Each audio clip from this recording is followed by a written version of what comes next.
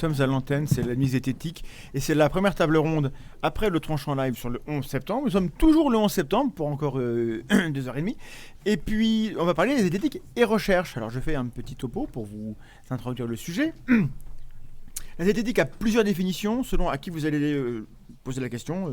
Vous aurez des réponses différentes. L'art du doute cultivé par ceux qui s'en réclament relève du scepticisme scientifique. Et c'est un terrain où les amoureux de la science, amateurs ou professionnels, interrogent les certitudes, les théories populaires, les légendes, les rumeurs et les croyances. C'est aussi une manière de promouvoir l'esprit critique. Et puis à côté, il y a le monde de la recherche avec ses impératifs, ses exigences, sa complexité, parfois son inaccessibilité. Je n'ai pas dit que les chercheurs étaient chiants. Je ne le pense pas, mais des fois les gens le disent.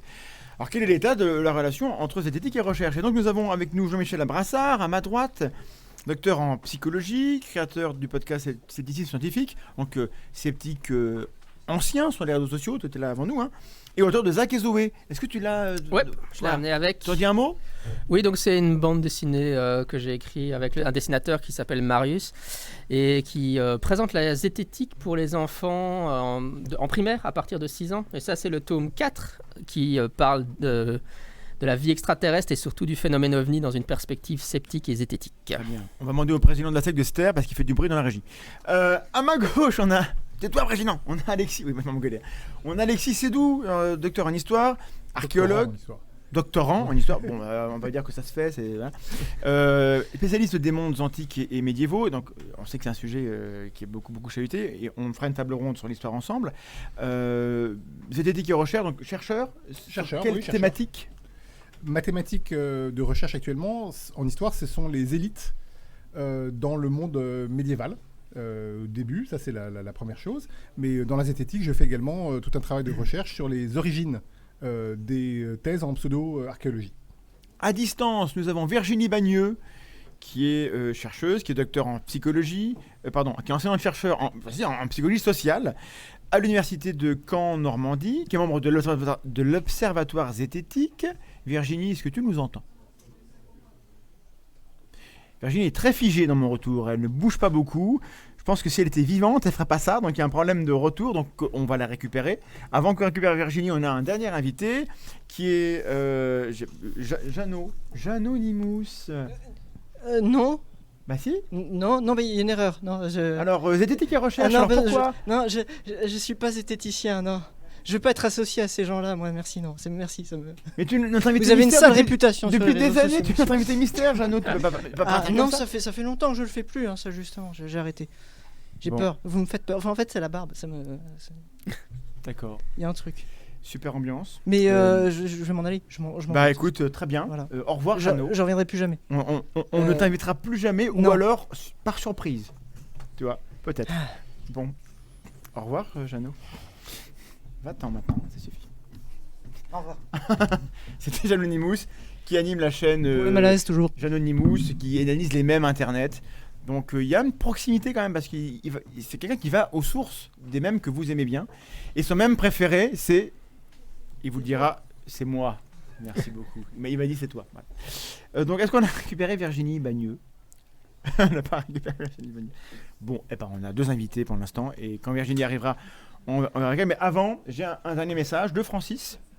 Ah, Virginie, une Virginie sauvage apparaît. Non? Bon, je continue. J'ai un message de Francis. Si, je vous entends, ça y est. C'est super, ça va fonctionner alors. Donc pour démarrer les tables rondes, je vous lirai des messages que m'a envoyé Francis, notre ami tenant croyant conspirationniste, qui depuis des années maintenant est absolument certain que la zététique est une pure inversion des valeurs. Tout ce que nous disons être vrai est faux, et vice-versa, et tout ce que nous estimons incertain est absolument valide. Donc Francis, c'est notre hater préféré. Vous, les zététiciens, c'est Francis qui parle. Vous prétendez les gardiens de la raison. TM. Les propriétaires de la science, on voit bien d'où vous tirez une telle arrogance. Ça se lit sur votre visage, ça se devine dans vos corps de lâches. Tout ce qui vous intéresse, c'est ce qui est prouvé par des études en double aveugle, inventées par l'industrie pour discréditer la sagesse populaire. Vous prétendez faire de la science, mais la vraie science, elle ne peut pas venir des labos, elle est forcément indépendante. Elle est défendue par des héros qui n'ont pas peur de risquer leur réputation en disant des vérités que le pouvoir en place veut garder secrètes. Les vrais savants, c'était Newton et Galilée, et on les a brûlés parce qu'ils avaient raison. On sauf peut-être Newton, je sais pas si on l'a brûlé, mais en tout cas on l'a tué avec des pommes, mais peu importe. 80% des études scientifiques sont fausses, c'est le patron de Nature qui le dit. Bon, Francis, c'est un peu approximatif. Et Didier Raoult, a bien démontré que les méthodologistes étaient là juste pour emmerder les vrais découvreurs. Ça veut dire que vous ne servez à rien. Vous voulez juste que votre petite caste continue de parasiter la société, débunker dont ça les zététiciens. Bon, évidemment, Francis est un personnage fictif, mais ça vous donne le ton de ce qu'on reçoit comme commentaire. Une réaction à ce type de caricature qu'on fait de nous, ou est-ce que c'est pas intéressant ? Je crois déjà qu'il y a un problème au départ qui est le problème de la vérité.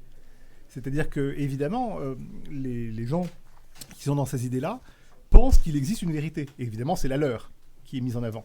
Or, en science, il n'y a pas de vérité. Il y a des connaissances. Non, il n'y a pas de vérité. C'est vrai ça ? Oui, c'est vrai, oui. Malheureusement. C'est vrai. Il y a des connaissances, il y a des savoirs, mais la vérité n'est pas une chose qui puisse exister en science. D'abord parce qu'elle est réfutable, et la science se réfute elle-même, c'est une des choses importantes. Et ensuite, dans tous les domaines de science, particulièrement en histoire, en archéologie, eh bien, de nouvelles données peuvent remettre en cause une position, un consensus, une hypothèse, une théorie de manière importante. Et c'est arrivé très souvent. Et donc c'est des choses qui existent évidemment. D'accord. Mais le reproche qu'on fait aux zététiciens de se prétendre les gardiens de la raison, on le croit de temps en temps. Dans quelle mesure c'est un peu vrai, dans quelle mesure c'est pas vrai ? Jean-Michel ? Moi, je pense que les zététiciens, en tout cas, quand ils sont dans un rôle de vulgarisateur, oui, le but, c'est qu'ils présentent, qu'ils essayent de la meilleure façon possible de présenter le consensus scientifique. Et donc, est-ce que dans ce sens-là, on peut dire que c'est les gardiens de la raison ? Non, pas les gardiens. On essaie de présenter la position la plus raisonnable dans le consensus scientifique actuel dans un domaine donné. Donc, si on définit ça, si c'est ça être gardien de la raison, alors oui, les zététiciens sont des gardiens de la raison, oui. Bon. Virginie, par rapport à cette caricature, qui est très caricaturale, mais est-ce qu'il y a des éléments auxquels tu veux répondre ? Avec la double casquette à la fois de chercheur et à la fois de zététicien, c'est vrai que je pense que peut-être il y a de la méconnaissance sur ce qu'on fait vraiment. Parce que quand on est chercheur, je crois que la qualité principale qui est importante, c'est l'humilité et déterminer quelles sont les limites de ce qu'on peut vraiment faire. Quand on est sur un terrain expérimental, quand on cherche par exemple à tester l'efficacité des formations qui sont données, quand on cherche à tester l'efficacité d'une molécule qui est nouvellement mise sur, qui vient d'être découverte, on se heurte à énormément de difficultés méthodologiques, expérimentales, statistiques. La question de l'interprétation des résultats qu'on obtient, de leur fiabilité, c'est un vrai métier en fait. Qui fait que peut-être que de son canapé, les choses peuvent facilement être caricaturées, mais quand on vit ces difficultés-là au quotidien, on se rend compte que on peut pas ne pas être autre chose que humble et que ce qui est perçu par les autres comme étant des certitudes, en réalité, ce sont des certitudes sur nos propres limites, mais pas sur la vérité ou sur une idéologie qu'on chercherait à vendre. Donc, on va parler plus tard du militantisme. On est un petit peu des militants pour la science, la méthode et la raison. Est-ce que, Virginie, je te laisse enchaîner, est-ce qu'on peut avoir confiance dans la science aujourd'hui ? Parce qu'il y a des gens qui doutent des élites, qui doutent de plein de choses, et ils ont des raisons de le faire. Mais pourquoi est-ce que la science vaudrait mieux que d'autres paroles ? Comment est-ce qu'on répond à ça ? Alors déjà, qu'est-ce qu'on entend par science ? Oui. Moi, pour moi, la science, c'est pas des personnes, ce sont des méthodes qui sont les plus explicites possibles, qui sont les plus détaillées possibles pour que n'importe qui s'intéresse à l'étude, à l'expérience, puisse, avec ses connaissances pointues sur le sujet, souvent c'est nécessaire, déterminer la fiabilité de la méthode et du coup de la robustesse des résultats qui sont obtenus et de l'interprétation qui en est faite. Donc je pense que finalement, être militant, quand on est scientifique, c'est pas vraiment, le terme, si ce n'est, un militantisme pour, être le plus, transparent possible sur ce qu'on a mis en œuvre, pour arriver aux conclusions qu'on fait.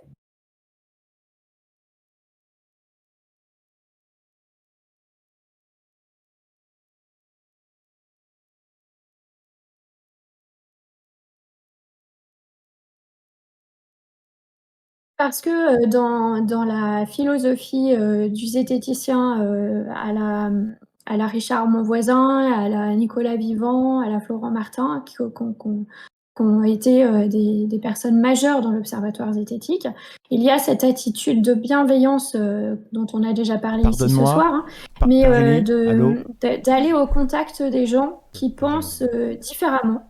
En considérant que se penser différemment peut être très intéressant, tout aussi intéressant, et à chaque fois être une manière finalement de tester la robustesse de ce que l'on pense savoir, de ce que l'on considère être des croyances finalement, et à chaque fois garder cette attitude de respect vis-à-vis d'une pensée autrement. Par contre, effectivement, euh, on peut être très indulgent dans l'attitude, dans le dialogue, mais être par ailleurs intransigeant sur ce qu'on accepte qu'il soit dit comme étant des vérités ou au contraire comme étant des choses qu'on ne sait pas encore complètement ou sur lesquelles on a encore des choses à découvrir. Donc je pense que la limite, elle est là.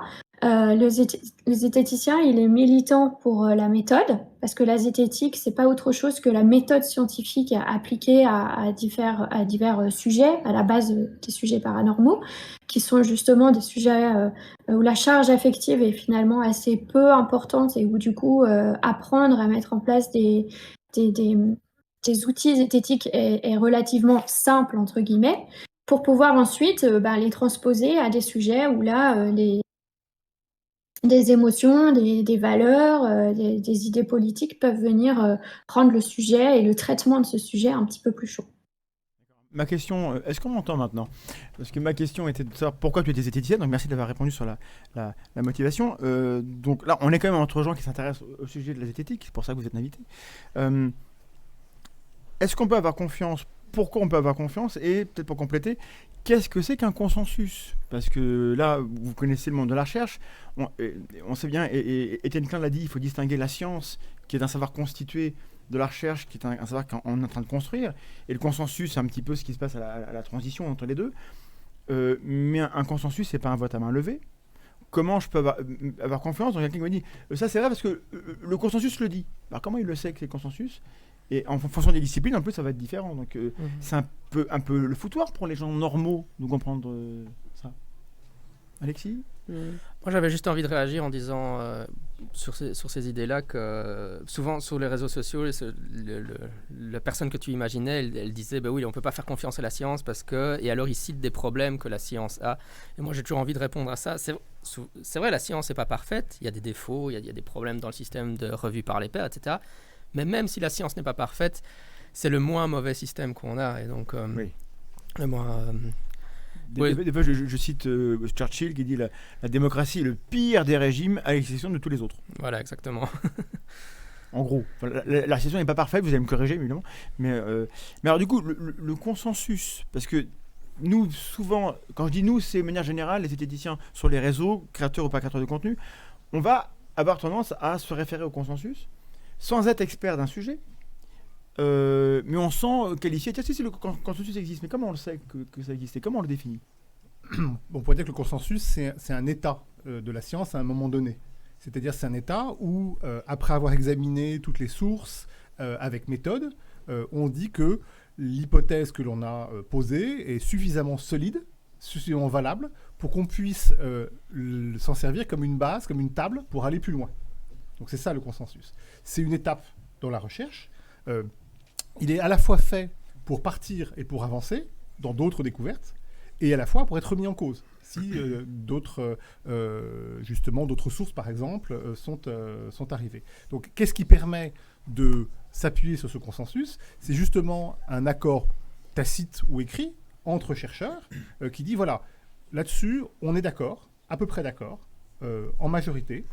Ça repose après revue par les pairs, après validation de la recherche, après étude des sources. Alors, je parle en histoire et en archéologie, où évidemment on part nous des sources dès le départ, et on est d'accord pour dire que voilà, ceci fonctionne à peu près et répond à peu près à la problématique qu'on a posée. Mais comment on fait ? Il n'y a pas un journal qui s'appelle « Voici le consensus sur la psychologie sociale en 2021 ». Ça n'existe pas. Comment on le trouve, le consensus ? Ma question, elle est, je sais qu'elle est chiante, mais c'est celle qu'on se pose en fait. Moi, je pense que pour une personne qui ne connaît pas un domaine X ou Y de la science, même moi, parce que évidemment, par exemple, moi, ma spécialité, c'est la psychologie de la religion, particulièrement la croyance dans le phénomène ovni, mais il y a d'autres domaines, forcément, même de la psychologie, dont je ne suis pas du tout un spécialiste. Et donc, si je veux savoir c'est quoi le consensus, il y a des choses qui s'appellent des manuels dans un domaine. Et ces manuels ont été écrits par des chercheurs spécialisés du domaine qui ont fait le travail de parcourir la littérature et d'établir, en fouillant à fond la littérature, en la maîtrisant sur le bout des doigts. Et alors, le manuel va expliciter quel est le consensus actuel dans la discipline. Donc je pense que quelqu'un qui a un petit bagage scientifique peut se trouver un manuel dans un domaine X et avoir une bonne idée de l'état actuel du domaine. Donc ça, il faut qu'on ait confiance dans l'éditeur qui choisit l'auteur. Généralement, il y aura déjà plus qu'un auteur, mais oui, évidemment, si on est conspirationniste, ça va pas fonctionner, mais on peut toujours douter de tout à ce moment-là. Virginie, voilà, comment on répond aux gens qui se demandent comment nous, on est capable de dire que telle source, elle est valable parce qu'elle répond à un consensus. C'est un petit peu le débat sans cesse sur les réseaux, c'est ça, ça se limite à ça. On se confronte là. Ouais, c'est un petit peu la mauvaise nouvelle face à ce type de questions, c'est qu'il faut quand même avoir soi-même un niveau de connaissance assez poussé dans le domaine pour avoir une idée assez précise de justement ce consensus, quelles en sont ses limites en fait. Là où le manuel, pour nous chercheurs, n'est pas du coup une édition de confiance, entre guillemets, c'est que quand il y a un ouvrage collectif qui est décidé avec un éditeur, souvent on appelle les gens qu'on connaît ou les gens qui sont systématiquement cités dans le domaine. Et on oublie voilà, le doctorant qui est sur la pointe du sujet et qui est en train de finaliser sa thèse. On oublie les gens qui sont sur des théories un petit peu complémentaires, voire alternatives.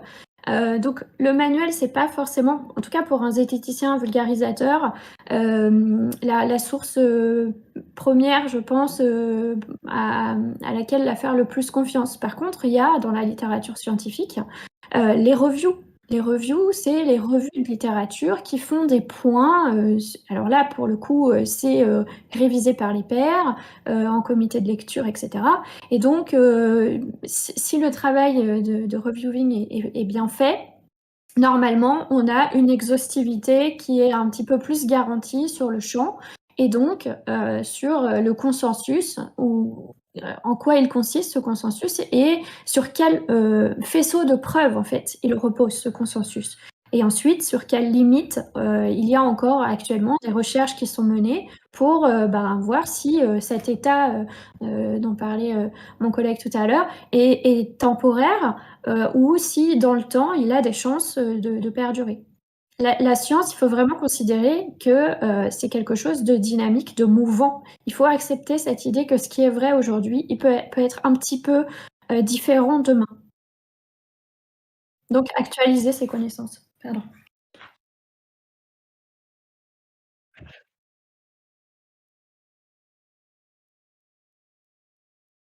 À peu près d'accord, c'est quand on fait une table ronde, une conférence, une semaine de recherche sur un sujet.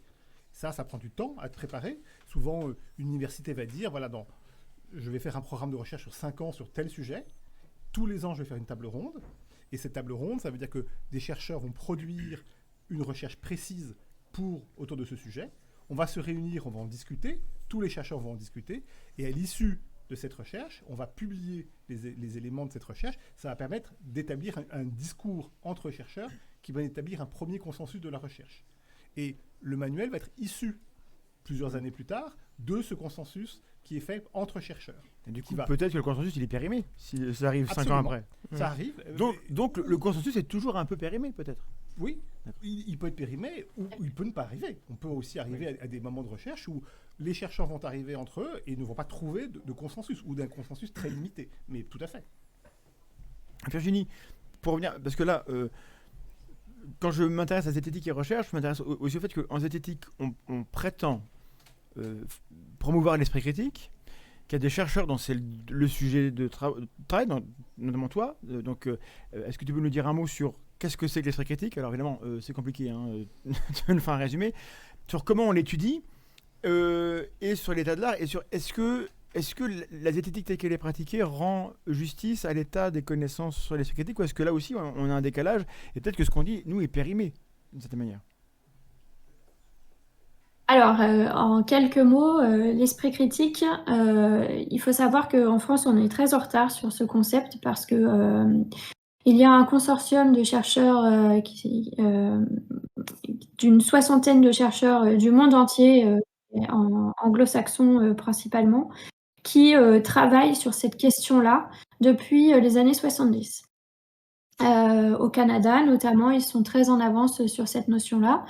Et aujourd'hui, il faut savoir qu'en France, cette notion-là, on n'a aucun chercheur qui travaillait sur cette notion-là au moins jusqu'en 2014, année où les nouveaux programmes scolaires sont sortis et où, associés à l'éducation aux médias et à l'information, on demandait aux enseignants de développer l'esprit critique de leurs élèves. Donc ce n'est qu'à partir de ce moment-là que le mot esprit critique dans le monde de la recherche, a vraiment commencé à être, sujet d'intérêt, pour nous chercheurs et à commencer un petit peu à regarder, autour de nous, qu'est-ce qui se fait? Et là, du coup, il y a une grosse, masse d'articles, et de recherches qui sont menées sur le sujet, en dehors de nos frontières. Aujourd'hui, en France, on accepte comme esprit critique la définition du projet ANR. C'est en tout cas l'éducation nationale, elle est partie sur cette définition-là, qui serait la capacité de l'individu à calibrer sa confiance sur la qualité épistémique de l'information. La qualité épistémique, c'est les caractéristiques rationnelles de l'information, donc juger de sa crédibilité, juger de sa fiabilité, de sa pertinence, etc., etc. Mais c'est une définition qui assume d'être un petit peu resserrée parce que elle se veut être concrète pour le terrain de l'éducation nationale, à la fois sa mesure et à la fois son enseignement. Mais si on veut être vraiment exhaustif, l'esprit critique, c'est à la fois une attitude, c'est-à-dire une manière, une habitude de penser, qui serait la curiosité, qui serait l'ouverture d'esprit, le désir d'être bien informé, ces qualités-là, en fait, l'humilité, etc., qui, du coup, seraient nécessairement associées à des compétences d'analyse poussée de l'information, d'analyse poussée de sa qualité épistémique. Donc ça veut dire être capable à la fois de bien savoir synthétiser l'information, de bien savoir l'évaluer sur tout un tas de critères comme la pertinence, la crédibilité, je l'ai déjà dit, mais aussi savoir prendre des décisions qui vont dans le sens de cette évaluation de la qualité de l'information. Donc voilà, c'est un concept du coup qui est très complet. Ce qui fait que, sur le terrain aujourd'hui, on a un petit peu des difficultés à opérationnaliser, sa mesure. Il faut savoir qu'en France aujourd'hui, il n'existe toujours pas de mesure de la compétence d'esprit critique, que ce soit sur des élèves ou sur, des jeunes adultes ou des adultes. Et alors, je me souviens plus du reste de la question. Est-ce que tu peux me... Ah oui, le gap qui existe entre la zététique et l'esprit critique. Alors, est-ce que finalement faire de la zététique, c'est développer l'esprit critique? Oui, indirectement, puisque c'est transmettre les outils de la méthode scientifique. Alors, qu'est-ce qu'en dit la recherche sur cette question? Est-ce que enseigner la méthode scientifique développe les compétences d'esprit critique? on aurait plutôt tendance à interpréter les résultats de la littérature dans ce sens, mais les travaux sont un petit peu plus spécifiques à chaque fois. Et donc, par exemple, ce qui est montré, c'est que oui, le fait d'avoir un traitement analytique de la situation, de l'information, c'est-à-dire traiter de manière rationnelle toutes les étapes d'un raisonnement pour arriver à déterminer si l'information elle est vraie ou fausse. Oui, ça permet, si on amène les gens à réfléchir comme ça, oui, ça prémunit contre l'effet des fausses informations. Oui, ça permet aux individus de prendre de meilleures décisions sur tout un tas de tâches ou de jugements. Maintenant, est-ce que cela suffit ? C'est là que du coup aujourd'hui la recherche elle a du mal à répondre parce que en fait dans la manière aujourd'hui de promouvoir l'esprit critique, que ce soit à l'école ou que ce soit vous, chers amis youtubeurs, eh bien, il n'y a pas d'études systématiques, rigoureuses, qui testent l'efficacité en fait de ces supports-là, pédagogiques ou vidéo ou table ronde ou peu importe ou le livre de Jean-Michel par exemple. Est-ce que ça a un effet ensuite sur le développement des compétences et de cette attitude de pensée, d'esprit critique ? Aujourd'hui, la recherche, elle ne peut pas répondre à cette question. Et la raison principale de ce manque de réponse, c'est que c'est très compliqué de tester ça en fait. Qu'est-ce qu'on entend par efficacité d'une formation, efficacité d'un support pédagogique ? Ça veut dire développer sur tout un tas de dimensions l'esprit critique et méthodologiquement après, avec les acteurs de terrain, il y a beaucoup de temps à passer avec eux pour leur apprendre comment on fait pour comparer un groupe expérimental avec un groupe contrôle. Ah mais oui, mais qu'est-ce que c'est un groupe contrôle ? Et le temps, ah oui, mais alors si vous faites toutes ces mesures-là, ça va prendre du temps, du coup on n'a pas le temps. Voilà, donc toutes ces difficultés méthodologiques rendent la réponse à cette question très compliquée et expliquent du coup, je pense, le gap que perçoivent certains entre ce que fait aujourd'hui les zététiciens et puis l'état de connaissance qu'on a en réalité dans le monde de la recherche. Donc ça, tu m'entends ? Parce que je sais pas si moi, je vais insister, on a conscience de ça. On a conscience que nous, on ne fait pas de la recherche quand on est sur YouTube. Mais malgré tout, et Jean-Michel pourra en parler, il y a quand même une recherche sur les phénomènes paranormaux et la zététique, parfois, elle est entendue, elle est exprimée comme ça, comme étant l'approche rationnelle du paranormal, donc l'étude du paranormal. Toi, tu l'as fait dans ce sens-là, c'est comme ça que tu la pratiques. Et donc, dans ces champs-là en particulier, on s'écarte un peu de ce qu'on a vu avec Virginie, mais est-ce que les zététiciens sont à la hauteur de leurs prétentions ? C'est vrai que moi, quand j'ai décidé de faire ma thèse sur la croyance dans le phénomène ovni, c'est parce que j'avais découvert le scepticisme scientifique à l'américaine à cette époque-là et ça m'avait enthousiasmé, donc c'est ce qui m'a engagé sur ce terrain-là. Maintenant, personnellement, je pense que les zététiciens se désintéressent du paranormal depuis très... Tant que ça, c'est toujours là. Oui, en fait, il y a un petit fond, et il y a toujours ce que j'appelle un groupe d'irréductibles qui continue à s'intéresser au sujet, mais quand on voit ce qui intéresse les zététiciens, ça va être les OGM, etc. Mais les débats, il suffit qu'on voit sur le groupe zététique ou sur Twitter, ne vont pas porter sur les sujets paranormaux classiques. Même en termes de vues, les émissions qui visent à expliquer... telle observation du monstre du Loch Ness, etc., ne remporte pas... C'est tellement ça qu'elle a hype, quoi. Oui, non, je pense que... moi, en tant que quelqu'un qui m'intéresse au paranormal, mon sentiment par rapport à l'état de l'intérêt pour le sujet dans la communauté, c'est qu'il est à l'heure actuelle très très bas, je pense que... Mais indépendamment de l'intérêt, est-ce qu'il n'y a pas un décalage entre la prétention qu'on pourrait avoir collectivement à maîtriser le sujet, à en parler, à porter des jugements, et le travail de fond ou la maîtrise des sujets en gros, est-ce qu'on n'est pas un peu des charlots du paranormal ? Oui. Quand je dis on, c'est pas moi, je pense que ça va, mais la communauté telle qu'elle est, parfois, on a des gens qui sont pas des sceptiques en fait. Et on va en parler dans le paranormal avec Christophe et toi en toute fin de nuit. Donc je veux pas éventer le sujet, mais du point de vue de la recherche par rapport à ça, est-ce qu'il y a de la recherche qui se fait et qui se voit dans le monde de la zététique? Oui, donc il y a des recherches qui se font sur le paranormal dans différentes disciplines scientifiques, donc la parapsychologie, la psychologie anomalistique, la folkloristique, et puis évidemment en histoire, en sociologie, en anthropologie, il y a des travaux qui se font sur les croyances au paranormal.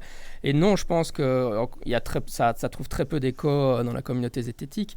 Et je pense qu'effectivement, mon avis, oui, c'est que la plupart des zététiciens, ne s'intéressant pas vraiment au sujet, ils donnent souvent des avis qui ne sont pas fondés sur l'état de la littérature actuelle ou simplement parce qu'ils ne connaissent pas ce qui se fait réellement sur le sujet. Donc c'est vrai que beaucoup de zététiciens, malheureusement, à mon avis, se perçoivent comme étant des experts du sujet du paranormal alors qu'ils ne le sont pas réellement, parce qu'ils ne sont pas en phase avec la recherche. Et donc c'est pour ça que ma réponse antérieure, c'était il y a un désintérêt dans la communauté. Forcément, ce désintérêt fait qu'on ne parle pas des études qui se font dans le domaine et qu'on ne suit pas l'actualité. Et donc forcément, je veux dire, le niveau de connaissance que les zététiciens lambda ont sur le sujet finalement est assez bas et souvent reflète des choses qui ont été dites il y a bien longtemps sur ces on parlait du décalage tout à l'heure, on va parler de l'effet Barnum ou des choses, l'île des feuilles de moteur, c'est des choses qui remontent parfois au 19e siècle. Mais ça reste pertinent ou pas? Ça reste pertinent, mais pour moi, l'enjeu du débat n'est plus là, quoi. Il n'est plus là depuis longtemps. C'est des choses qui ont été établies il y a longtemps. On n'est pas obligé de... Parce que enseigner, c'est répéter. Enfin, on n'est pas enseignant, mais malgré tout, on voit bien qu'il y a des notions de base. Corrélation n'est pas causalité. J'en ai parlé hier avec un enseignant. On en est encore là, quoi. On en est encore à devoir répéter. Et les journalistes n'ont pas compris. Des journalistes n'ont pas compris. On voit des horreurs absolues où on a des corrélations, des concomitances en plus, qui sont transformées en causalité et très vite. Donc on est un peu obligé de revenir aux bases. Oui, d'accord. Mais c'est vrai que c'est toujours intéressant de redonner les bases, mais le problème, c'est qu'il y a des vrais débats à l'heure actuelle en parapsychologie, par exemple, sur l'existence du psy, donc la perception extrasensorielle, etc. Et que les zététiciens se présentent généralement comme des gens qui vont contre-argumenter les gens qui défendent la réalité de ces phénomènes, mais en réalité, les zététiciens et les sceptiques occupent très peu ce terrain. Il y a pratiquement personne dans la communauté zététique ou sceptique qui répond sérieusement en faisant des publications scientifiques pour essayer de montrer que les recherches des parapsychologues ne tiennent pas la route. Et les arguments qu'on voit à l'heure actuelle sont vraiment très faibles. Un des derniers articles qui a été publié dans la littérature contre les parapsychologues, contre les résultats expérimentaux des parapsychologues, c'est un article de Alcock et Co. L'argument qui sort, c'est on sait que ça n'existe pas parce que c'est pas possible, et donc on s'en fout de vos résultats expérimentaux. C'est basiquement ça l'argument qu'ils donnent. Donc quand on en arrive on va en parler tout à l'heure, parce que voilà. Donc, ça peut se défendre d'une certaine manière, mais c'est quand même un peu faible. Oui. Donc voilà, je pense que... Mais donc... je pense que le débat n'est plus est-ce qu'il y a de la lecture à froid chez les voyants, etc.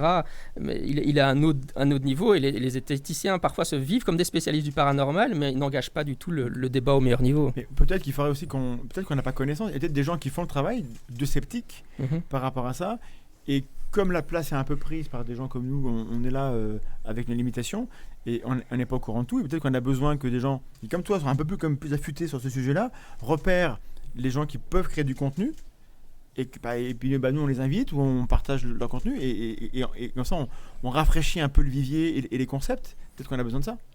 Oui, ça revenait à ce que je disais avant. Je pense que pour moi, le sujet du paranormal a toujours été un sujet cœur de la zététique, et ça devrait le redevenir d'une certaine façon. C'est un peu dommage qu'on l'ait perdu, à mes yeux. Un peu de nostalgie. Alexis, je ne sais pas si tu veux réagir à tout ça, sinon j'ai une question spécifique. Juste réagir un tout petit peu sur le fait qu'en sciences humaines, évidemment, le paranormal, c'est trop compliqué à voir, mais on a étudié les sorcières, on a des études de Ginsburg sur les sorcières au XVIe siècle, par exemple, du XVIIe siècle, ce sont des phénomènes importants. Mais surtout, on a une approche qui est assez ancienne des phénomènes, disons, paranormaux ou religieux, au sens général du terme, comme étant un phénomène social. C'est ça qui a poussé l'étude du paranormal ou des phénomènes proches du thème religieux. Et effectivement, on a beaucoup d'études là-dessus. Heureusement, depuis maintenant une bonne quarantaine d'années, se sont constituées des écoles de recherche, plutôt en Europe, alors en France, aux Pays-Bas, en Angleterre notamment, un petit peu en Allemagne, qui ont travaillé sur la notion d'ésotérisme, d'ésotérisme occidental, et qui ont étudié ça. Mais ces recherches restent encore relativement confidentielles.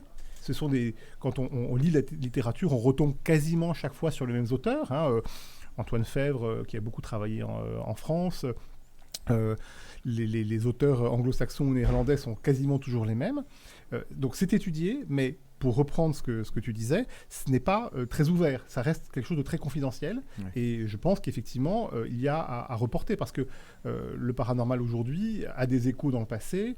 L'idée de gnose ou l'idée d'hermétisme, qui sont Là, on s'écarte du sujet. Le paranormal, c'est la table ronde qu'on aura à la fin oui, de mais ces recherches. Ouais, Je te non, laisse mais finir. juste, ces types d'objets ont été recherchés en tant qu'objet historique et en tant qu'objet de pensée. En revanche, il manque effectivement le phénomène paranormal, le phénomène mental qui est derrière. Et ça, c'est oui. peu étudié. C'est ça que je voulais dire. Et c'est un peu ça qui m'intéresse, mais je n'ai pas de connaissances particulières. La question, parce que là, l'heure tourne à une vitesse folle, et j'aimerais vous poser à tous les trois, on va commencer par Virginie. Vous êtes tous quand même chercheurs, et j'aimerais savoir quel regard critique de chercheur vous posez sur la pratique que nous avons en tant qu'exercice. Alors, je vais choisir mes mots. Exercice amateur de l'épistémologie, de la didactique, de la critique des théories énoncées. Et en gros, sur quel sujet la zététique a aidé le monde de la science, s'il y en a, et sur quel sujet on a raté. Et quand je dis on, c'est depuis longtemps, enfin, ou maintenant. Voilà. Où en est l'état de notre action de zététicien au service, parce que on se vit comme ça, on aimerait être au service de la science, au moins un peu, pas la remplacer, mais être au service. Et qu'est-ce qu'on a réussi, qu'est-ce qu'on a raté? Virginie. Alors, qu'est-ce qui a été réussi? C'est la popularisation de ce concept et des outils. Parce que faut quand même remettre les choses à leur place.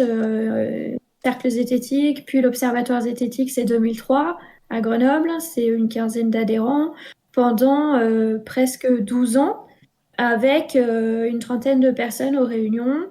Et puis un autre laboratoire de recherche zététique à Nice avec un rayonnement tout aussi humble, pour le dire comme ça.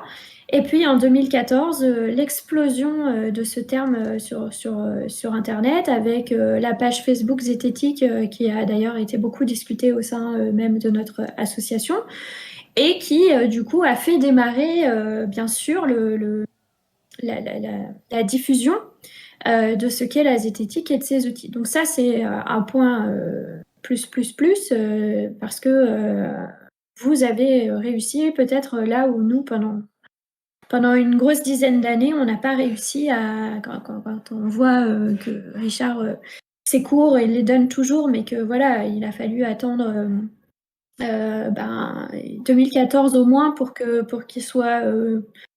sa discipline soit popularisée.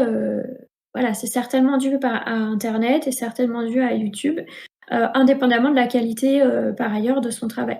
Donc ça, c'est aussi peut-être un petit regret de ce que je vais appeler les anciens zététiciens finalement, qui ont peut-être aussi un petit peu abandonné pour cette raison-là, parce que beaucoup de contenus ont été créés voilà, entre les années 80 avec Henri Brock, et puis principalement sur le paranormal en plus.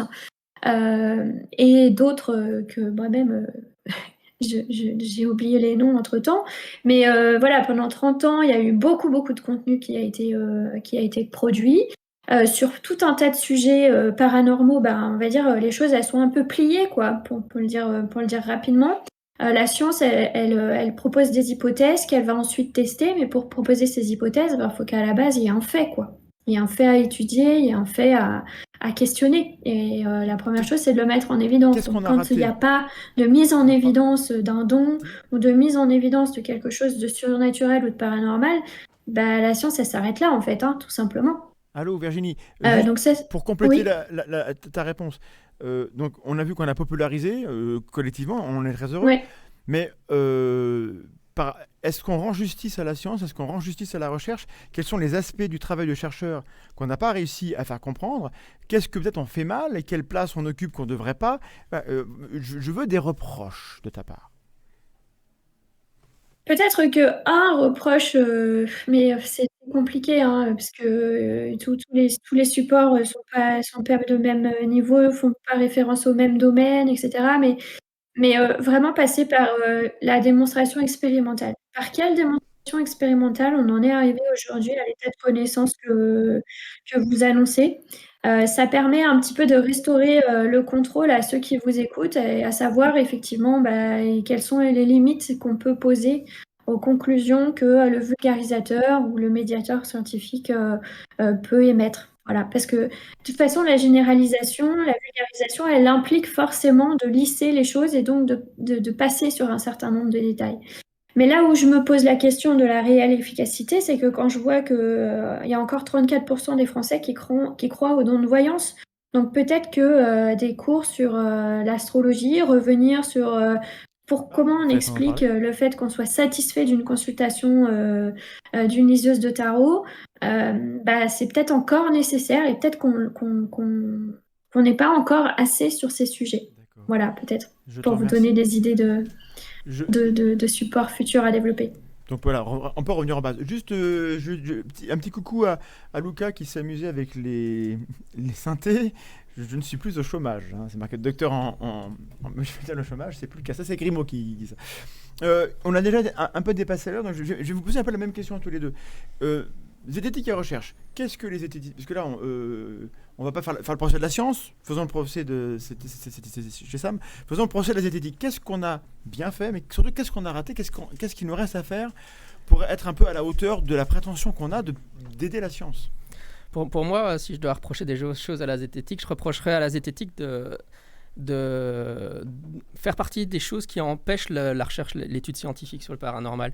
Parce qu'en fait, les zététiciens, ils répètent encore et encore qu'il y a aucun phénomène qui aurait été prouvé ou qu'il n'y aurait rien d'intéressant, qu'en fait, tout ça, c'est plié, tout ça, c'est du n'importe quoi. Virginie vient de dire que c'était plié. Ah ouais, non, elle nous l'a dit, Virginie, donc c'est clair que c'est privé, ça doit être le consensus qu'elle reflète. Mais je veux dire, l'astuce, c'est qu'en faisant ça, en fait, le message qu'on envoie, c'est, dans le fond, c'est des domaines qui ne valent pas la peine d'être étudiés scientifiquement, alors qu'en réalité, il y a énormément de choses à faire sur ces domaines, et énormément de débats à avoir. Et donc, malheureusement, en fait, la zététique, moi, ce que je lui reproche, c'est que, en fait, elle décourage les gens. Moi, ce que j'aurais aimé, c'est que la zététique soit réellement un pôle d'études scientifiques du paranormal, ce qu'elle n'est absolument pas. Et alors, qu'elle fasse ça, et alors qu'elle encourage en fait des jeunes à l'étude scientifique du paranormal. Mais le problème, c'est qu'elle a joué le rôle inverse. Et un des trucs, très rapidement... Ça, tu éventes le sujet, parce qu'on va y revenir, parce que ça peut se défendre, l'idée qu'on a dépensé assez d'énergie pour ça, et que peut-être qu'il y a d'autres sujets. Et on va en débattre, parce que la question se pose. Mais au-delà de ça, au-delà de l'aspect... paranormal qu'on va questionner juste par rapport à la recherche. Il y a peut-être des choses de base qu'on ne dit pas ou qu'on ne dit pas assez, nous, zététiciens, ou des précautions qu'on ne prend pas, et que tu pourrais dire, attention, là, quand même, ça, il faudrait qu'on fasse gaffe à ça. Le problème avec ça, c'est que moi, j'ai l'impression qu'on le dit souvent, mais parfois, ça passe pas dans le reste dans la communauté. C'est toujours qu'est-ce qu'on appelle les zététiciens. Par exemple, on parlait de la page Facebook, mais est-ce que sur la page Facebook, qui est, à quoi ils sont exposés? Je pense que les créateurs de contenu le disent souvent, mais je pense avoir de l'humilité épistémique, donc savoir que être un zététicien, ça fait pas de vous un expert dans tous les sujets, etc. Et malheureusement, c'est l'image que sur les réseaux sociaux, les zététiciens peuvent donner. Moi, je pense que très souvent, c'est un message que j'entends chez les créateurs de contenu, mais il n'a pas l'air de bien passer, qu'il faudrait être plus humble, en fait, finalement. Donc, juste par l'éthos, par le comportement, être plus humble, on rendrait plus justice à ce que c'est que la science. Oui, parce que dire non, on n'est pas vraiment un expert, il faut aller voir les vrais experts, par exemple. Je suis d'accord à 100%. Alexis, même question, et on finira là-dessus. Voilà, qu'est-ce qu'on fait bien? Rapidement, ce qui est bien d'abord, je crois que c'est la mise en place de la question du doute, et du doute scientifique, qui est une chose essentielle, et que la zététique a mis en avant de manière large, pour le coup, pas uniquement sur le paranormal. Puis je crois aussi que la zététique a pris une place d'intermédiaire entre les chercheurs et le public à travers les réseaux sociaux, ce que la recherche scientifique ou la recherche universitaire n'a pas fait. Et on en reparlera sans doute à d'autres moments, mais ça me paraît très important. En revanche, ce que je vois comme échec, c'est... je prêche peut-être pour ma paroisse, mais c'est parfois le manque de coordination entre les divers types de recherche, qui sont parfois très éloignés les unes des autres, et puis un cloisonnement entre les sciences. Et ça, je trouve ça un peu dommage que, par exemple, il n'y ait pas à la fois des sciences expérimentales, des sciences humaines qui soient plus mélangées dans des phénomènes très larges qui sont autour de l'humain. Ça, c'est le monde de la recherche. Mais je parle aussi dans le Chez monde nous, de chez de les la vulgarisateurs vulgarisation zététique, hein, où je trouve que c'est On souvent... cloisonne trop, Je trouve que c'est trop cloisonné. par exemple. Pour qu'on comprenne ce que ça veut dire. Par exemple, je trouve que par exemple, lorsque l'on parle du doute, on parle d'un phénomène qui est humain, et lorsqu'on présente quelque chose comme le 11 septembre, puisqu'on y est, on va parler de tout ce qui est de la théorie du complot, de la construction des théories elles-mêmes, mais on ne va pas essayer de la mettre en perspective, sur une perspective historique, sur une perspective des autres complots, sur une perspective des sociétés humaines. On a essayé de le faire tout à l'heure, perspective. Alors sur les sociétés humaines, il n'y avait pas d'anthropologue, donc on n'a pas fait d'anthropologie, mais on a fait un peu de sociologie. J'ai vu un petit peu, absolument. Donc il faut plus d'interdisciplinarité. D'interdisciplinarité, voilà, Eh ben, le terme est meilleur. Et ben je suis d'accord aussi. En fait, donc, on est tous d'accord. Il y a donc un consensus, mesdames et messieurs. C'est la fin de cette table ronde. Alors évidemment, on n'a pas épuisé le sujet, mais c'est comme d'hab. Hein, on brasse un peu les choses, on écorce un peu la surface. Virginie, un mot de la fin avant qu'on se quitte. Un truc qu'on n'a pas le temps de dire et que tu veux nous délivrer maintenant. Je vous remercie de tout le travail que vous faites. On a le droit de pas forcément toujours être d'accord avec ce que vous dites ou ce que vous faites, mais au moins, voilà, je salue ce dynamisme et cette motivation à faire discuter les gens et ça, franchement, continuez. Je sais que c'est du boulot, que c'est la fatigue, et donc pour ça, merci. Et puis, si vous avez envie de servir à la science concrètement, eh ben, n'hésitez pas à solliciter les chercheurs et à leur proposer leur aide, notamment pour promouvoir les études qu'ils mettent en œuvre, pour recueillir des gens volontaires sur le terrain pour participer aux études. Parce que c'est finalement là où vous avez une facilité d'accéder à la population. Nous, chercheurs, on est un peu plus entravés pour tout un tas de raisons. Et donc, voilà, si vous voulez servir la science, participez au protocole expérimental, au montage de ces protocoles expérimentaux. Ça, ce serait en plus peut-être sans doute quelque chose qui vous plairait. Donc, C'est cool, mais avis ça demande beaucoup de aux temps, mais ça amateurs. pourrait être très cool, mais on fait déjà le relais quand des gens montent des questionnaires et veulent des sujets, on relaie. Et ça, on peut faire, en effet, comme tu dis, et on le fera davantage si on peut, et participer au travail. Si des zététiciens comme nous, là, on peut aussi être co-auteur dans certaines études, être dedans pour comprendre comment ça se fait, pour en parler mieux, je pense qu'on devrait le faire. Mais ça implique beaucoup de temps, et c'est pas facile. Beaucoup de boulot. Un mot de la fin, Jean-Michel Abrassard. Oui, on parlait du fait que la zététique pouvait aider la recherche, mais comme je le racontais, moi, c'est le scepticisme scientifique, donc la zététique, qui m'a donné envie de travailler sur l'étude, sur le phénomène OVNI, la croyance dans le phénomène OVNI. Et ce que j'espère, c'est vrai que c'est important d'expliquer au grand public. Pour moi, la zététique, ce n'est pas que la méthode scientifique. Hein, il y a aussi beaucoup de philosophie dedans, etc. Mais j'espère aussi qu'il y a peut-être des petits jeunes qui nous écoutent là, qui sont adolescents et qui se demandent ce qu'ils veulent faire plus tard. Et j'espère qu'en fait, on les encourage. Plus tard, je vais être zététicien.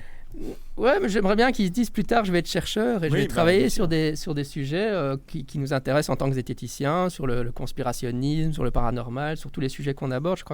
J'espère qu'on encourage une nouvelle génération de chercheurs à émerger. Je veux le croire, mais... Alors merci beaucoup, on vous retrouvera chacun sur votre table ronde respective, oula, la fatigue arrive. On vous laisse avec un interlude, on est déjà un peu en retard, mais l'interlude va durer ce qui dure. On revient normalement à 22h15, on sera un peu en retard. Avec le clip de J'ai comme un doute, une chanson de la Tonchambier, avec une bande-annonce de UFO le savoir, la chaîne avec Patrice et Francine qui sont des ufologues sceptiques qui s'intéressent au phénomène OVNI, et avec la bande-annonce de la petite boutique des erreurs. Alors 2 petits mots, on a tourné 4 épisodes, ça y est, de la saison 2. On va revenir, les images sont très très très belles. J'attends que Vlad compose une nouvelle musique pour cette saison 2 et on devrait pouvoir vous offrir un premier épisode dans le courant du mois de septembre, et après on se remet au travail. Donc c'était la table ronde zététique et recherche, et on se donne rendez-vous dans 10 minutes pour parler zététique et santé. Merci beaucoup.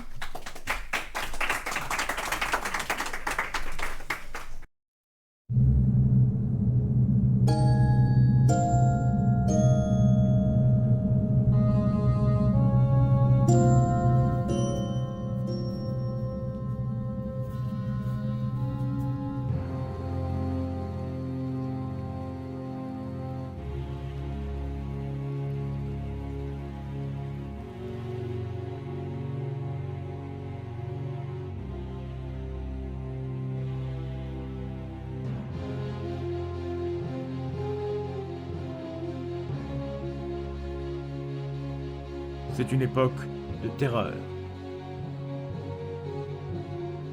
C'est un monde de brutes. Venu des heures les plus sombres de l'histoire, les arguments fallacieux déferlent dans les conversations et les débats. Personne n'est à l'abri.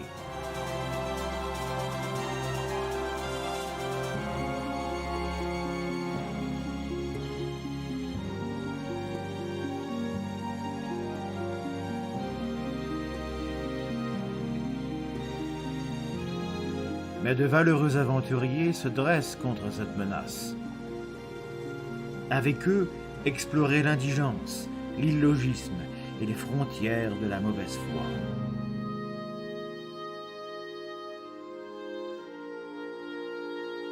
Conjurez les artifices rhétoriques.